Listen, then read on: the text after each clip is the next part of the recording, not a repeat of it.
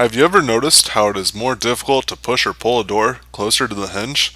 I decided to set up a simple experiment to demonstrate force, torque, and motion through a door.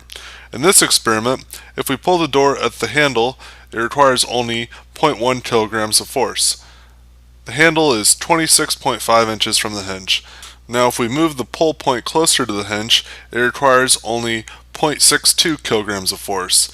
This point is 4.5 inches from the hinge. So what is the trade-off that allows us to get away with moving the door with only 0.1 kilogram versus 0.62 kilograms of force?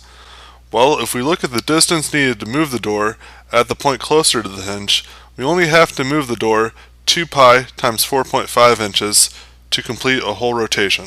If we look at the point farther away from the hinge, we have to move the door 2 pi times 26.5 inches to complete a whole rotation.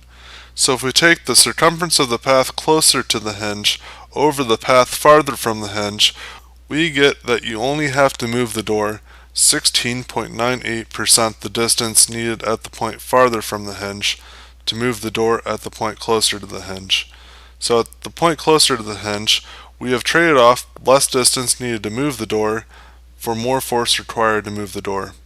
Now let's talk about torque. The thing that we need to know about torque is that it requires the same amount of torque to move the door at the point farther from the hinge as it does closer to the hinge. The formula for torque is force times the distance from the pivot point.